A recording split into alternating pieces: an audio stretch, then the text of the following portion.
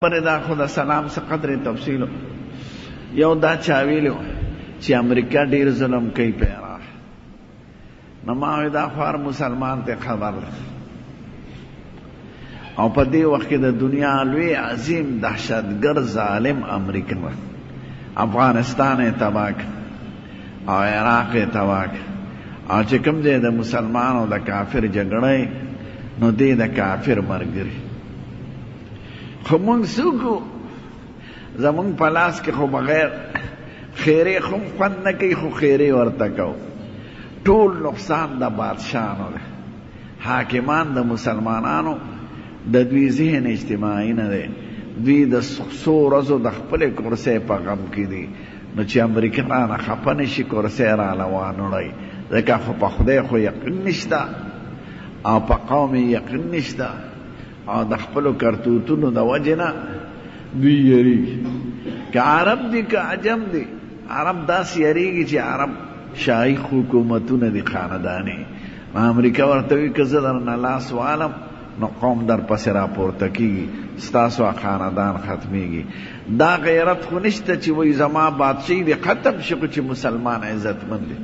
قسم دی خدای به بادشاهي ختم نه کړي خو د دوی په خدای یقین نشته نو زمون مصیبتونه عام ټیک ته عوامو کې هم کمزورې وي او لیډرانو کې هم کمزورې وي خو لوی نقصان د حاکمانو دی که حاکمان ټول په یو اواز ودرېږي او یو امریکې ته وایي ما په دروغو بانو باندې 11 ستمبر واقعات مسلمانانو ته منسوبوي کني په خپله د فرانس اخباراتو ټولو لیکلي دا د یهودیانو سازش ځکه په دغه ورځ چې څومره یهودیان نوکران وو هغوی په حاضرۍ کې نو او چې کوم ریډار باندې ناست وو یهودیان او ړومبې صحافیان چې رسېدلي وو فوټوګانې د هغه د اخیسته یهودیان نو دا سوچ نه کوي هغه ټول پور په مسلمانانو راپورته کوي او په دغه بانه باندې په زرګونو ښځې په عراق کې ظلم ولې ظلم کوي زه یې مردار خپل وطن ته ځې نجف کې په کربلا کې په یو ځای بل ځای نو سړی څوک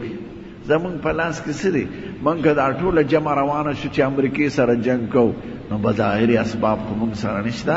او دا خو د اسبابو زمانه ده څه معجزه خو نه ده چې زه مسلمان یم زه به لږم نه زمونږ د ښکلي پیغمبر نه لوی ذات څوک دی هغه د کافرانو سره جنګ کو نو خندقونه به یې وښکل څوکۍ به یې مقرر کړې اسلحه به یې راواغېسته د ټول نظام نه به کار واغشته نو به خدای ته دعا کوله موږ سره هغه اسباب کم دي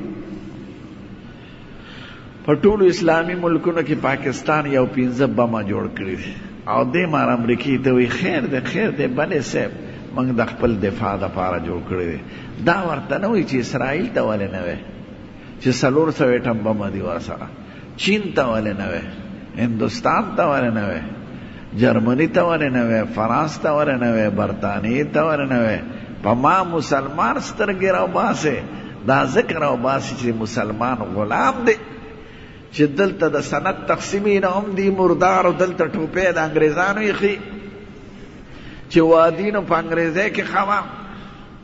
او چې تهذیب یې د انګریزانو هغې وي دا زموږ غلام قوم دی نو غلام باندې هر سړی سترګې راوباسي کنې دې بادشاهانو کې قسم دی که خودداري وه نو بیا به داسې نو اوس موږ به د عراق په علاوه د دې نه چې خدای امریکا تباه کړي او د هغه ملګري نور به څوک وو دویمه یو خبره یو قانون پاس شوی د توهین رسالت هغې دا و که زموږ د